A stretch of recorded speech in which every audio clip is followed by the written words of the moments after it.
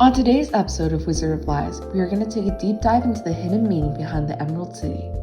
Picking up from last episode on the Yellow Brick Road, we will analyze Burnham's life and how it plays into the origin of the Green City.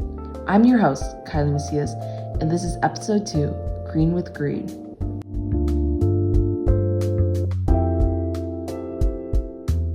The symbol of the Emerald City is explored in many different ways in the book Wizard of Oz. It can be interpreted in so many ways through its color, how the people act, or just the general way people speak about it.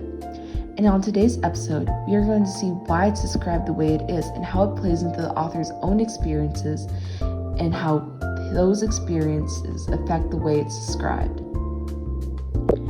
A little context before we get into the details of the Emerald City. Throughout the book, the Emerald City is used as a way to foreshadow the lies of Oz through its deceptive coloring and false promises of wish granting.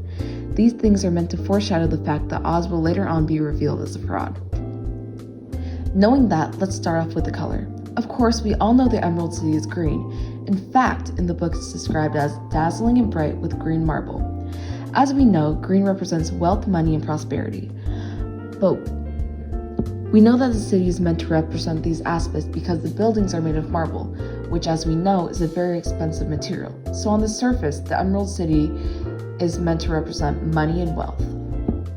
Now that we know the background, my question here is, why is the city that's meant to foreshadow the lies of Oz be represented by money? But to answer this question, we have to look into the background of the author's life, L. Frank Baum. During his early 20s, Baum decided he wanted to go off and venture to New York. He had heard so many good things about it, and he had dreams of being a writer. He had been told that it was the grand city where dreams come true, and it was the perfect place for him. So he packed his bag, and he left his family, and he was off, because he knew he could do something great there. When he first got there, everything seemed great.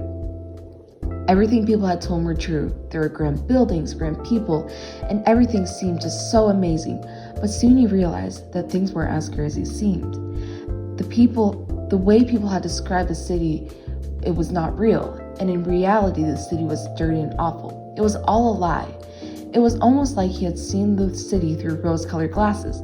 Just like in the book, when they first enter the city, they have to put on what they call, quote, green spectacles, as to not blind them from the glory of the, quote unquote, beaming city.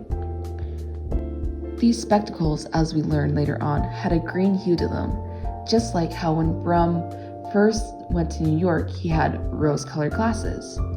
Knowing Baum's experiences with the lies in New York, we can see that these green spectacles are meant to represent his rose-colored glasses. Because, like him, the characters have been told so many great things about the Emerald City, like it's where dreams come true, and through all this talk up about the city, it really just sets such a high expectation for it. But in reality, without this talk up, without these rose-colored glasses, without these physically green-colored glasses, there would be no city, because without these lies, there is no greatness. It's not where wishes come true, it's all a lie. Because just like New York City, it's just like New York City. And the author wanted to warn people not to fall for these lies. The whole point of the author describing the city at this grand light in the beginning and then slowly shifting the tone as the book progresses is because he is sharing his life experiences as a way to open the eyes of the reader and have them question the media and question what people are telling them and to get them to not believe everything they hear. In the end, through all of this, the whole theme of the Emerald City is to teach individuals that they should question what information is being given to them before they go and make a life-changing decision. And that will conclude today's episode of The Wizard of Lies.